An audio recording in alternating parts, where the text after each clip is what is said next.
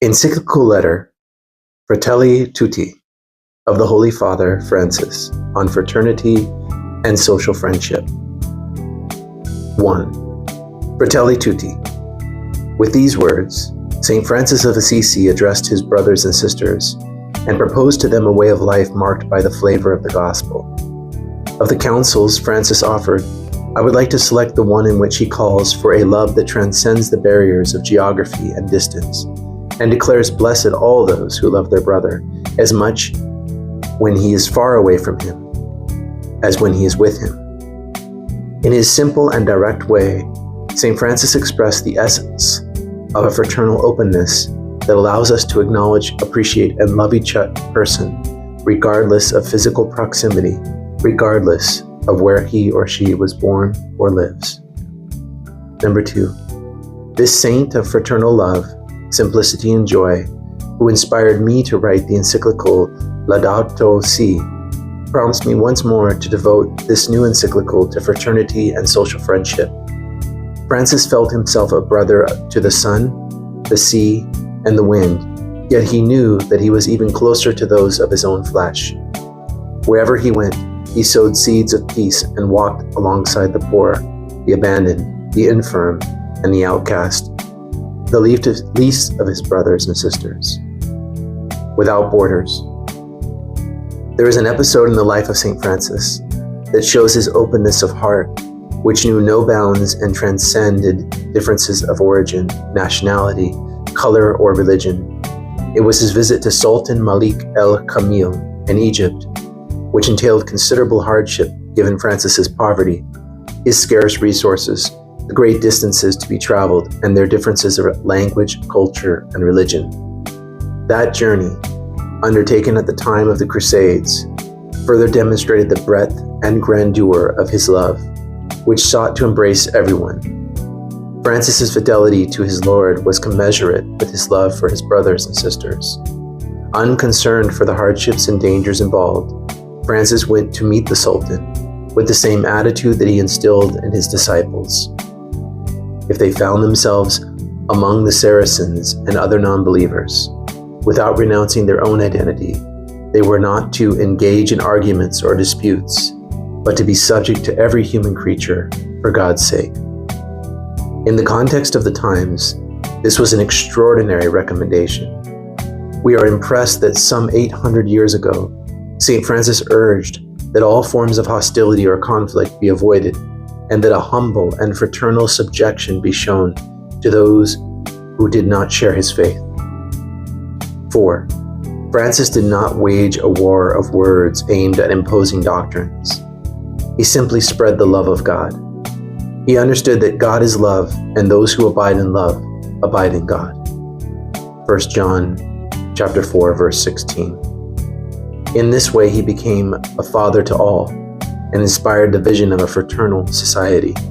Indeed, only the man who approaches others not to draw them into his life, but to help them become ever more fully themselves, can truly be called a father. In the world of that time, bristling with watchtowers and defensive walls, cities were a threat of brutal wars between powerful families, even as poverty was spreading through the countryside. Yet there, Francis was able to welcome true peace into his heart and free himself of the desire to wield power over others. He became one of the poor and sought to live in harmony with all.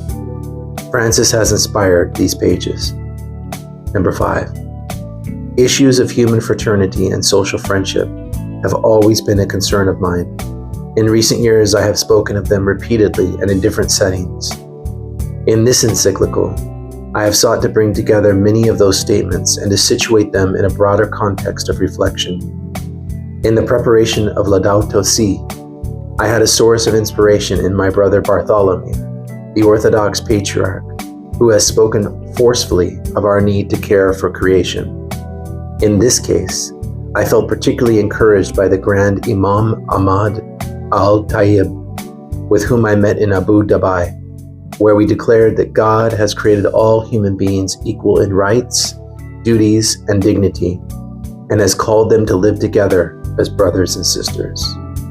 There was no mere diplomatic gesture, but a reflection born of dialogue and common commitment. The present encyclical takes up and develops some of the great themes raised in the document that we both signed. I've also incorporated, along with my own thoughts, a number of letters, documents, and considerations that I have received from many individuals and groups throughout the world.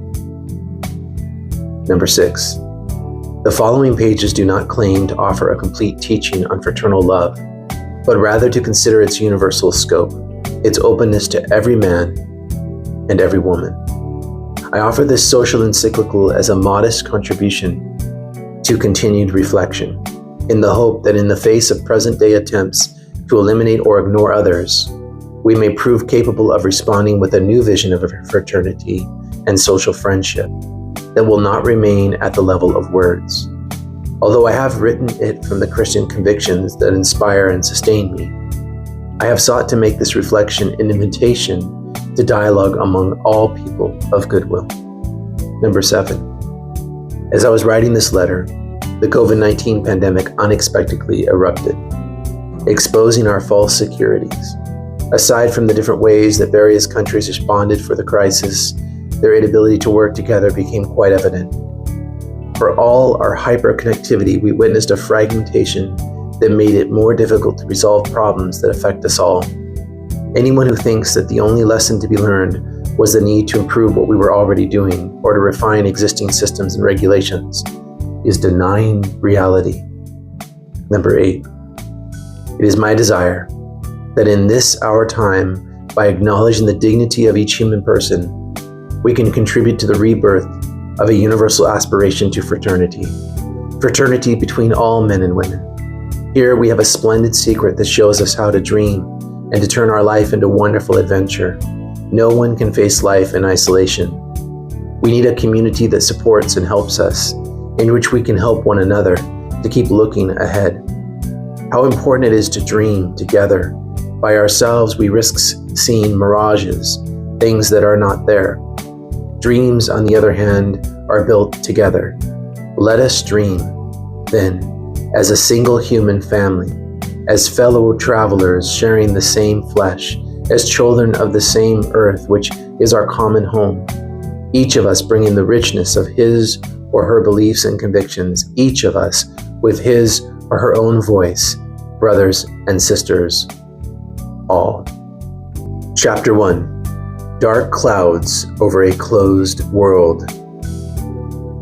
Without claiming to carry out an exhaustive analysis or to study every aspect of our present-day experience, I simply intend to consider certain trends in our world that hinder the development of universal fraternity. Shattered dreams. Number 10. For decades, it seemed that the world had learned a lesson from its many wars and disasters and was slowly moving towards various forms of integration. For example, there was the dream of a united Europe, capable of acknowledging its shared roots and rejoicing in its rich diversity.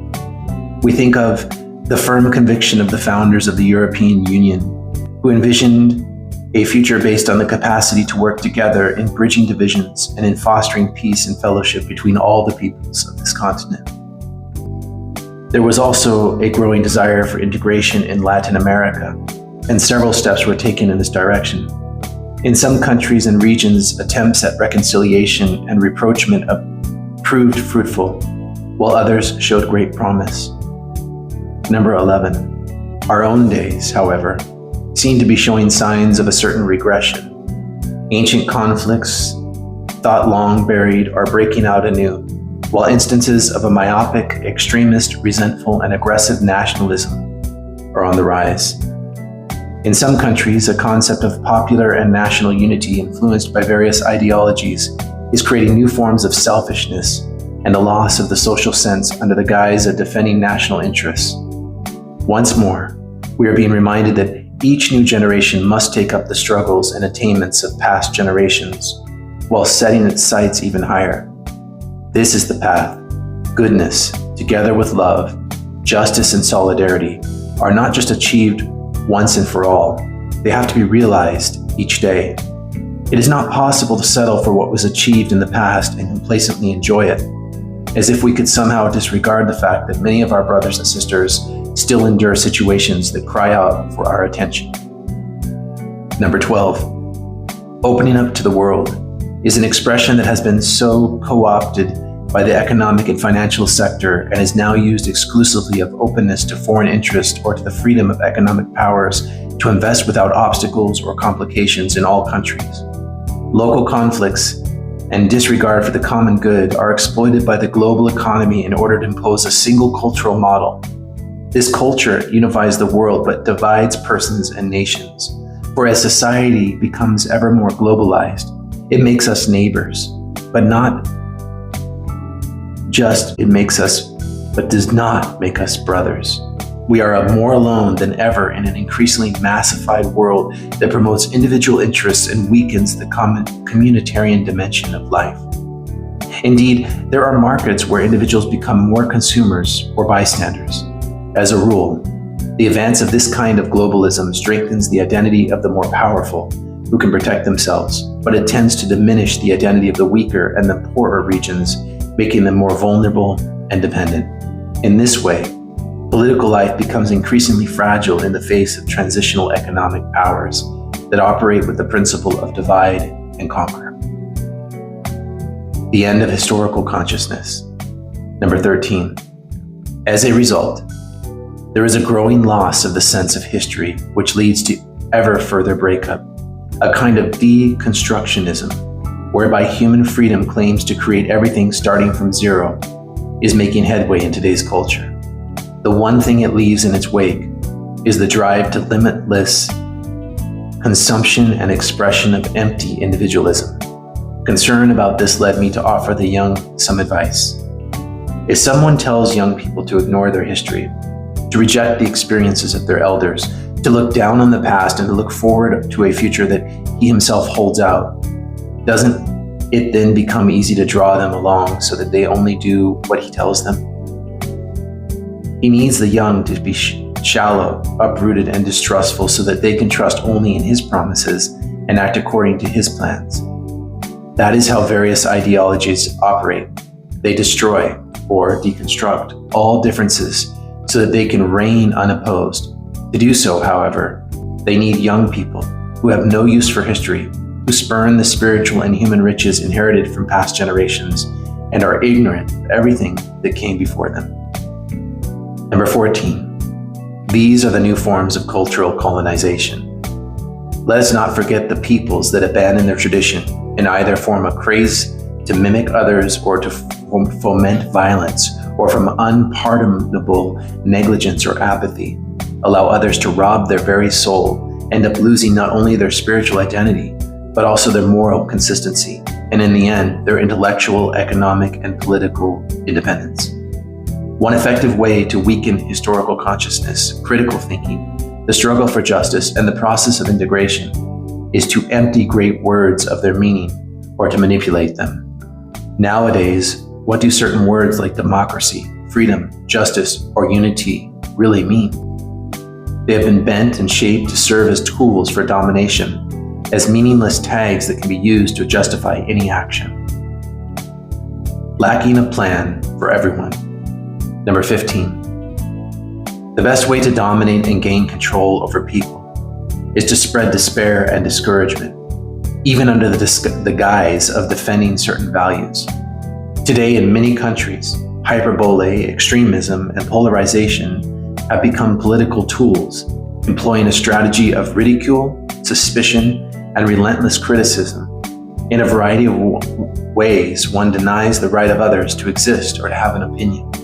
Their share of the truth and their values are rejected, and as a result, the life of society is impoverished and subjected to the hubris of the powerful. Political life no longer has to do with healthy debates about long-term plans to improve people's lives and to advance the common good, but only with slick marketing techniques primarily aimed at discrediting others. In this craven exchange of charges and countercharges, debate degenerates into a permanent state of disagreement and confrontation. 16. Amid the fray of conflicting interests, where victory consists in eliminating one's opponents, How is it possible to raise our sights, to recognize our neighbors, or to help those who have fallen along the way? A plan that would set great goals for the development of our entire human family nowadays sounds like madness. We're growing ever more distant from one another, while the slow and demanding march towards an increasingly united and just world is suffering a new and dramatic setback. 17. To care for the world in which we live means to care for ourselves. Yet we need to think of ourselves more and more as a single family dwelling in a common home. Such care does not interest those economic powers that demand quick profits. Often the voices raised in defense of the environment are silenced or ridiculed using apparently reasonable arguments that are merely a screen for special interests. In this shallow, short-sighted culture that we have created, bereft of a shared vision, it is foreseeable that once certain resources have been depleted, the scene will be set for new wars, albeit under the guise of noble claims. A throwaway world. Number 18. Some parts of our human family, it appears, can be readily sacrificed for the sake of others considered worthy of a carefree existence. Ultimately, persons are no longer seen as of paramount value to be cared for and respected, especially when they are poor and disabled. Not yet useful like the unborn, or no longer needed like the elderly, we have grown indifferent to all kinds of wastefulness, starting with the waste of food, which is deplorable in the extreme. 19. A decline in the birth rate, which leads to the aging of the population together with the relegation of the elderly to a sad and lonely existence, is a subtle way of stating that it is all about us, that our individual concerns are the only thing that matters. In this way, what is thrown away are not only food and dispensable objects, but often human beings themselves. We have seen what happened with the elderly in certain places in our world as a result of the coronavirus. They did not have to die that way, yet something similar had long been occurring during heat waves and other situations. Older people found themselves cruelly abandoned. We failed to realize that by isolating the elderly and leaving them in the care of others without the closeness and concern of family members, we disfigure and impoverish the family itself. We also end up depriving young people of a necessary connection to their roots and a wisdom that the young cannot achieve on their own. 20. This way of discarding others can take a variety of forms, such as an obsession with reducing labor costs, with no concern for its grave consequences, since the unemployment that it directly generates leads to the expansion of poverty. In addition, a readiness to discard others finds expression in vicious attitudes that we thought long past, such as racism, which treats underground only to keep reemerging. Instances of racism continue to shame us, for they show that our supposed social progress is not as real or definitive as we think. 21. Some economic rules have proved effective for growth, but not for integral human development. Wealth has increased, but together with inequality, with the result that new forms of poverty are emerging. The claim that the modern world has reduced poverty is made by measuring poverty with criteria from the past that do not correspond to present-day realities. In other times, for example, lack of access to electric energy was not considered a sign of poverty, nor was it a source of hardship. Poverty must always be understood and gauged in the context of the actual opportunities available in each concrete historical period. Insufficiently universal human rights. 22. It frequently becomes clear that in practice, human rights are not equal for all. Respect for those rights is the preliminary condition for a country's social and economic development. When the dignity of the human person is respected and his or her rights recognized and guaranteed, creativity and interdependence thrive, and the creativity of the human personality is released through actions that further the common good. Yet by closely observing our contemporary societies, we see numerous contradictions that lead us to wonder whether the equal dignity of all human beings, solemnly proclaimed 70 years ago, is truly recognized, respected, protected, and promoted in every situation. In today's world, many forms of injustice persist, fed by reductive anthropological visions and by a profit-based economic model that does not hesitate to exploit, discard, and even kill human beings. While one part of humanity lives in opulence, another part sees its own dignity denied, scorned, or trampled upon, and its fundamental rights discarded or violated. What does this tell us about the equality of rights grounded in innate human dignity? 23. Similarly, the organization of societies worldwide is still far from reflecting clearly that women possess the same dignity and identical rights as men. We say one thing with words, but our decisions and reality tell another story. Indeed, doubly poor are those women who endure situations of exclusion, mistreatment, and violence, since they are frequently less able to defend their rights. 24. We should also recognize that even though the international community has adopted numerous agreements aimed at ending slavery in all its forms and has launched various strategies to combat this phenomenon, millions of people today, children, women, and men of all ages, are deprived of freedom and forced to live in conditions akin to slavery. Today, as in the past, slavery is rooted in a notion of the human person that allows him or her to be treated as an object, whether by coercion or deception or by physical or psychological duress. Human persons created in the image and likeness of God are deprived of their freedom, sold and reduced to being the property of others. They are treated as a means to an end. Criminal networks are skilled in using modern means of communication as a way of luring young men and women in various parts of the world. A perversion that exceeds all limits when it subjugates women and then forces them to abort. An abomination that goes to the length of kidnapping persons for the sake of selling their organs.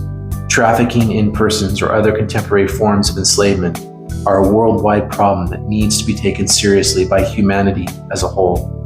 Since criminal organizations employ global networks to achieve their goals, efforts to eliminate this phenomenon also demand a common and indeed a global effort on the part of various sectors of society. Conflict and fear. 25. War, terrorist attacks, racial or religious persecution, and many other affronts to human dignity are judged differently, depending on how convenient it proves for certain primarily economic interests. What is true as long as it is convenient for someone in power stops being true once it becomes inconvenient. These situations of violence, sad to say, have become so common as to constitute a real third world war, fought piecemeal. 26. This should not be surprising. If we realize that we no longer have common horizons that unite us, indeed the first victim of every war is the human's family's innate vocation to fraternity. As a result, every threatening situation breeds mistrust and leads people to withdraw into their own safety zone. Our world is trapped in a strange contradiction. We believe that we can ensure stability and peace through a false sense of security, sustained by a mentality of fear and mistrust. 27. Paradoxically, we have certain ancestral fears that technological development has not succeeded in eliminating. Indeed, those fears have been able to hide and spread behind new technologies.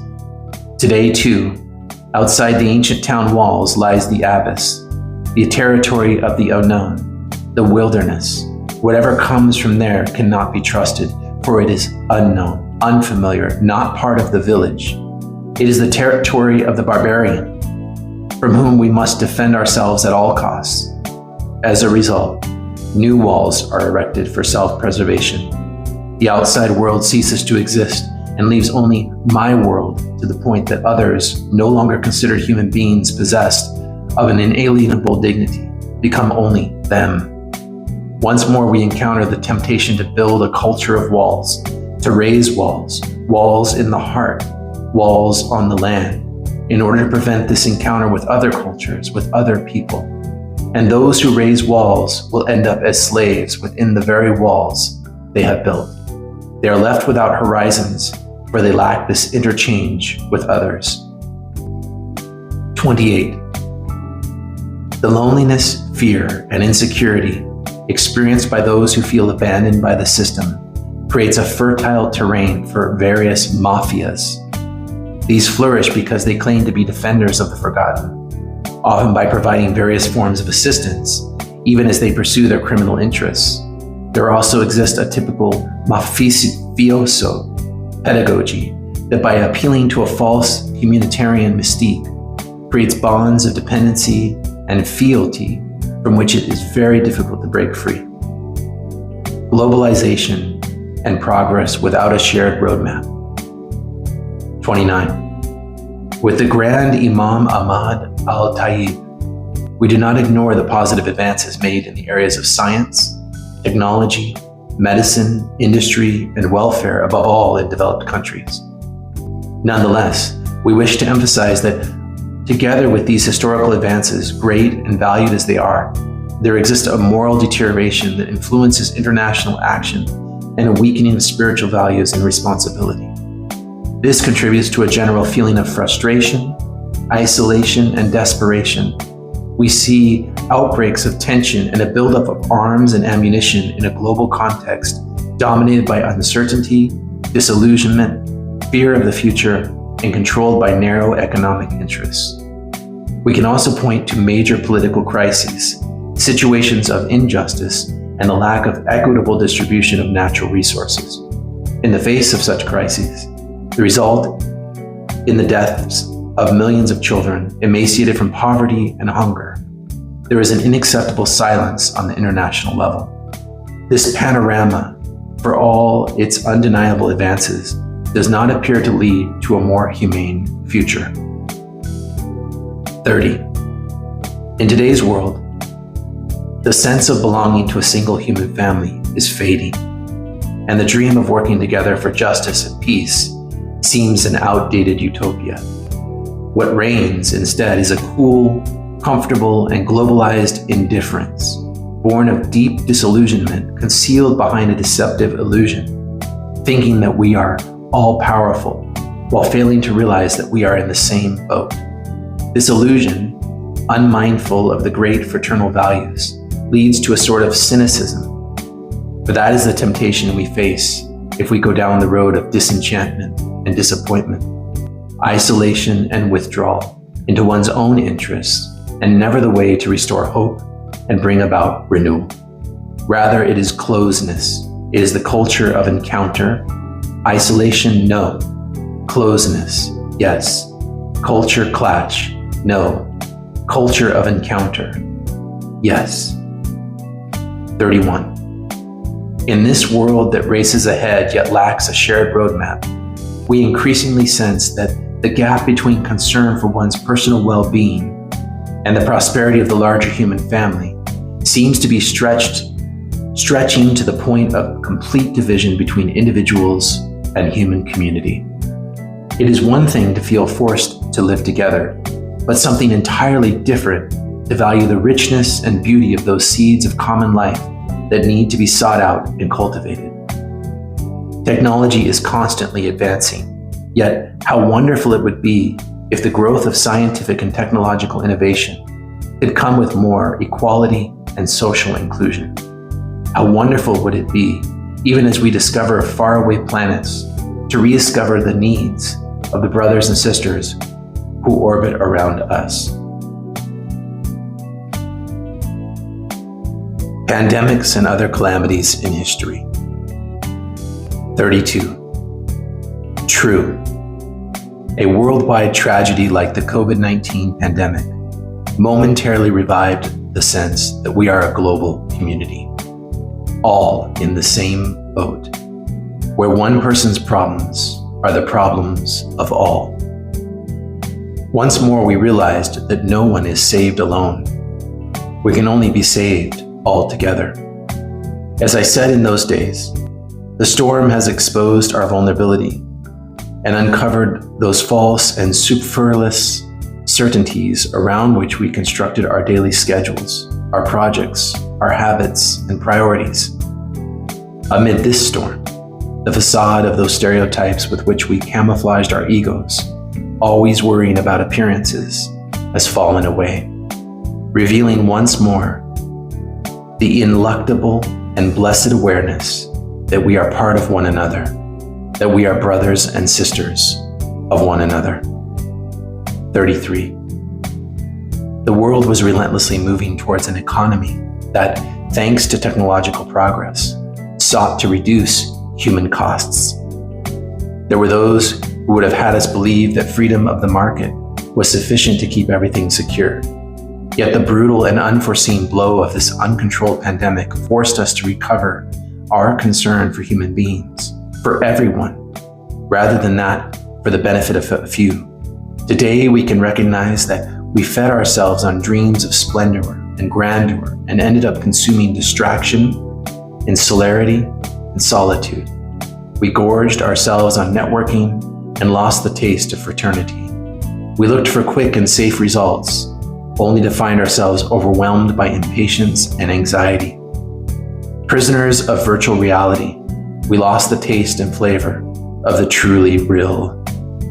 The pain, uncertainty, and fear, and the realization of our own limitations brought on by the pandemic have only made it all the more urgent that we rethink our styles of life, our relationships, the organization of our societies, and above all, the meaning of our existence. 34.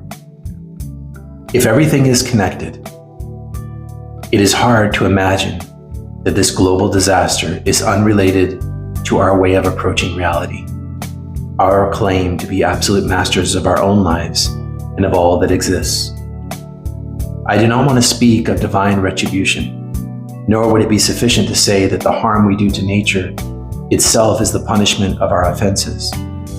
The world is itself crying out in rebellion. We are reminded of the well-known verse of the poet Virgil that evokes the tears of things, the misfortunes of life and history. 35.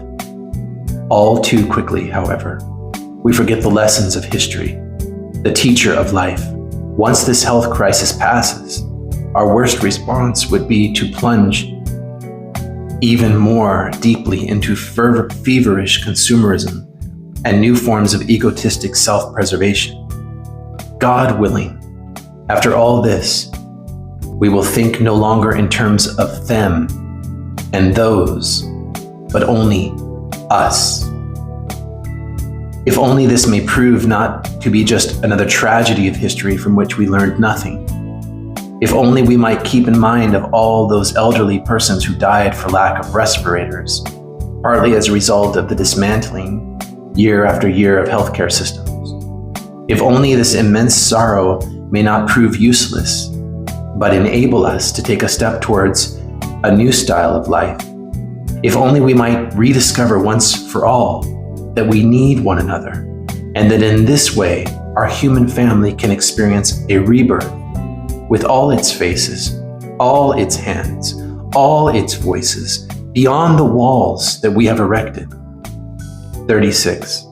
Unless we recover the shared passion to create a community of belonging and solidarity worthy of time, our energy and our resources, the global illusion that misled us will collapse and leave many in the grip of anguish and emptiness. Nor should we naively refuse to recognize that obsession with a consumerist lifestyle, above all when few people are capable of maintaining it, can only lead to violence and mutual destruction.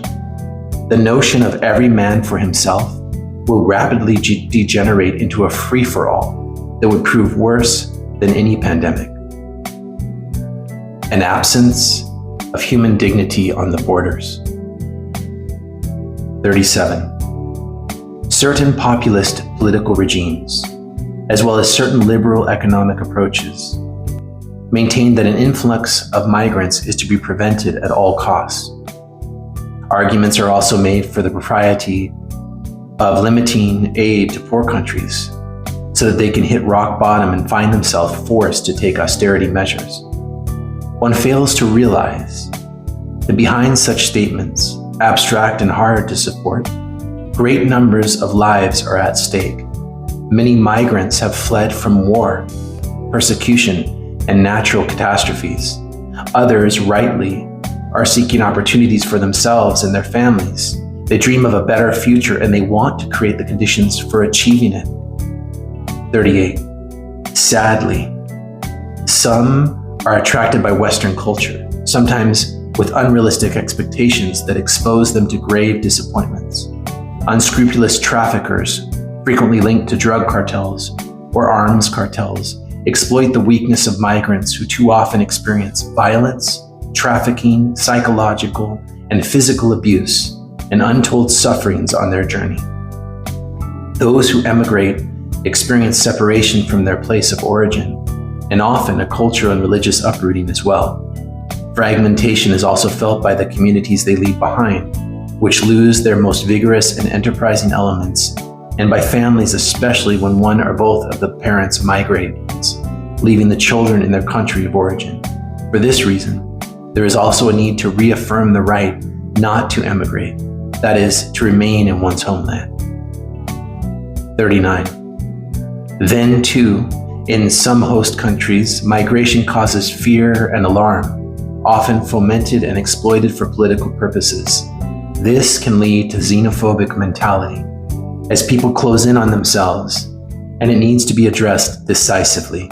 Migrants are not seen as entitled like others to participate in the life of society, and it is forgotten that they possess the same intrinsic dignity as any person. Hence, they ought to be agents in their own redemption. No one will ever openly deny that they are human beings, yet in practice, by our decisions and the way we treat them, we can show that we consider them less worthy, less important, less human. For Christians, this way of thinking and acting is unacceptable, since it sets certain political preferences above deep convictions of our faith. The unalienable dignity of each human person, regardless of origin, race, or religion, and the supreme law of fraternal love. 40. Migrations, more than ever before, will play a pivotal role in the future of our world. At present, however, migration is affected by the loss of that sense of responsibility for our brothers and sisters on which every civil society is based. Europe, for example, seriously risks taking this path. Nonetheless, aided by its great cultural and religious heritage, it has the means to defend the centrality of the human person and to find the right balance between its twofold moral responsibility, to protect the rights of its citizens and to assure assistance and acceptance to migrants. The illusion of communication. Oddly enough, while closed and intolerant attitudes toward others are on the rise, distances are otherwise shrinking or disappearing to the point that the right to privacy scarcely exists. Everything has become a kind of spectacle to be examined and inspected, and people's lives are now under constant surveillance. Digital communication wants to bring everything out into the open. People's lives are combed over, laid bare, and bandied about, often anonymously. Respect for others disintegrates, and even as we dismiss, ignore, or keep others distant, we can shamelessly peer into every detail of their lives. Digital campaigns of hatred and destruction, for their part, are not, as some would have us believe, a positive form of mutual support, but simply an association of individuals united against a perceived common enemy. Digital media can also expose people to the risk of addiction, isolation, and gradual loss of contact with concrete reality, blocking the development of authentic, interpersonal relationships. They lack the physical gestures, facial expressions, moments of silence, body language, and even the smells, the trembling of hands, the blushes, and perspiration that speak to us and are a part of human communication. Digital relationships, which do not demand the slow and gradual cultivation of friendships, stable interaction, or the building of a consensus that matures over time, have the appearance of sociability, yet they do not really build community. Instead, They tend to disguise and expand the very individualism that finds expression in xenophobia and in contempt for the vulnerable. Digital connectivity is not enough to build bridges. It is not capable of uniting humanity.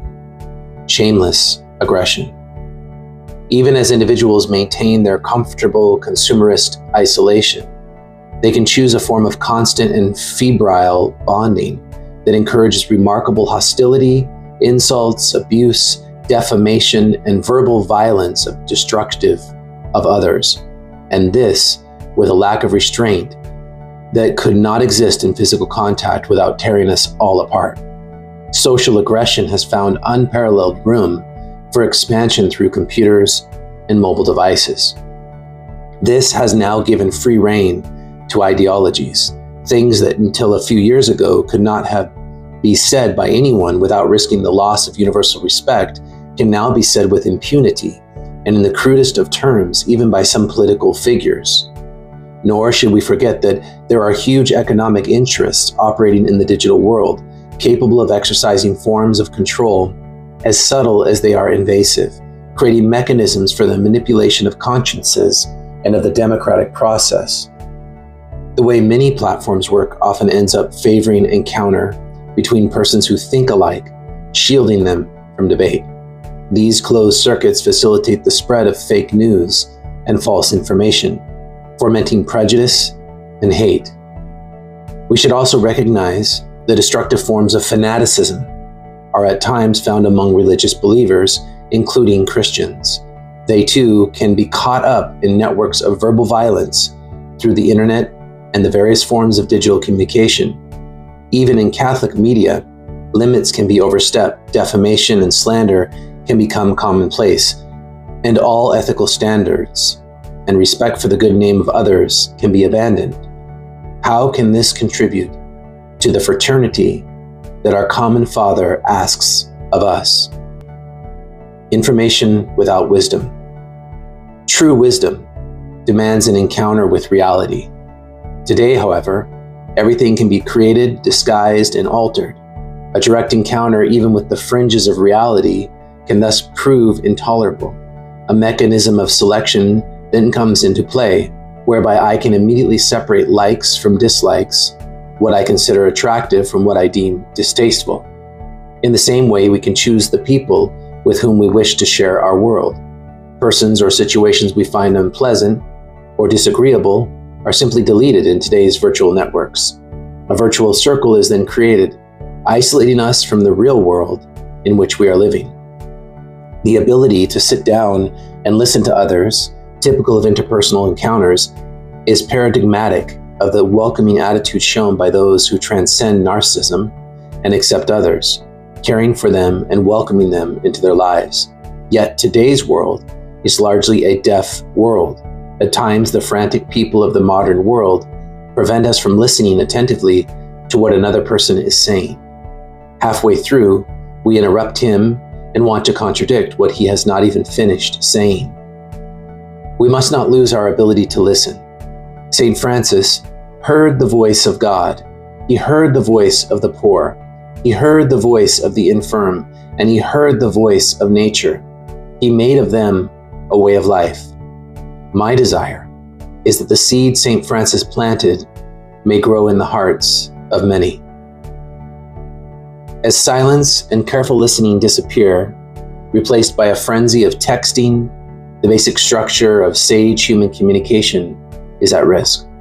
A new lifestyle is emerging, where we create only what we want and exclude all that we cannot control or know instantly and superficially.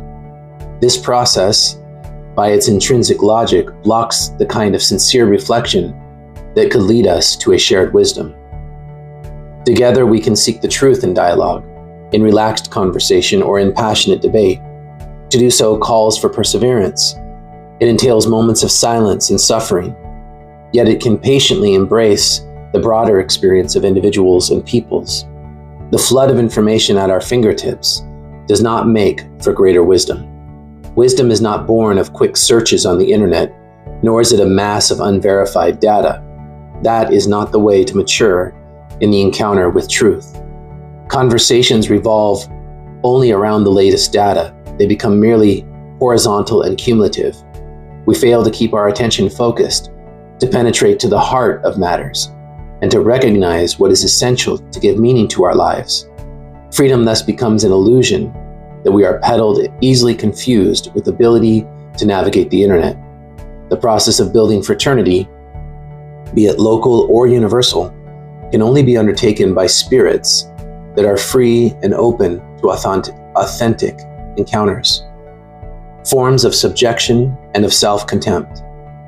Certain economically prosperous countries tend to be proposed as cultural models for less developed countries. Instead, each of these countries should be helped to grow in its own distinct way and to develop its capacity for innovation, while respecting the values of its proper culture. A shallow and pathetic desire to imitate others leads to copying and consuming in place of creating, and fosters low national self-esteem. In the affluent sectors of many poor countries, and at times in those who have recently emerged from poverty, there is a resistance to native ways of thinking and acting, and a tendency to look down on one's own cultural identity as if it were the sole cause of every ill. Destroying self-esteem is an easy way to dominate others. Behind those trends that tend to level our world, there flourish powerful interests that take advantage of such low self-esteem, while attempting through the media and networks to create a new culture in the service of the elite. This plays into the opportunism of financial spectators and raiders, and the poor always end up the losers.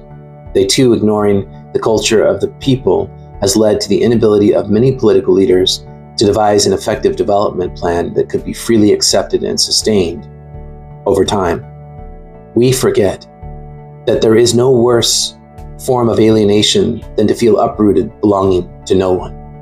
A land will be fruitful and its people bear fruit and give birth to the future only to the extent that it can foster a sense of belonging among its members, create bonds of integration between generations and different communities, and avoid all that makes us insensitive to others and leads to further alienation. Hope. Despite these dark clouds, which may not be ignored, I would like in the following pages to take up and discuss many new paths of hope. For God continues to sow abundant seeds of goodness in our human family. The recent pandemic enabled us to recognize and appreciate once more all those around us who, in the midst of fear, responded by putting their lives on the line. We began to realize that our lives are interwoven with and sustained by ordinary people, valiantly shaping the decisive events of our shared history. Doctors, nurses, pharmacists, storekeepers, and supermarket workers, cleaning personnel, caretakers, transport workers, men and women working to provide essential services and public safety, volunteers, priests, and religious. They understood that no one is saved alone. I invite everyone to renewed hope, for hope speaks to us of something deeply rooted in every human heart, independently of our circumstances and historical conditioning. Hope speaks to us of a thirst, an aspiration, a longing for a life of fulfillment, a desire to achieve great things, things that fill our heart and lift our spirit to lofty realities like truth, goodness, and beauty, justice, and love.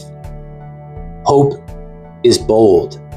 It can look beyond personal convenience, the petty securities and compensations which limit our horizon, and it can open us up to grand ideals that makes life more beautiful and worthwhile.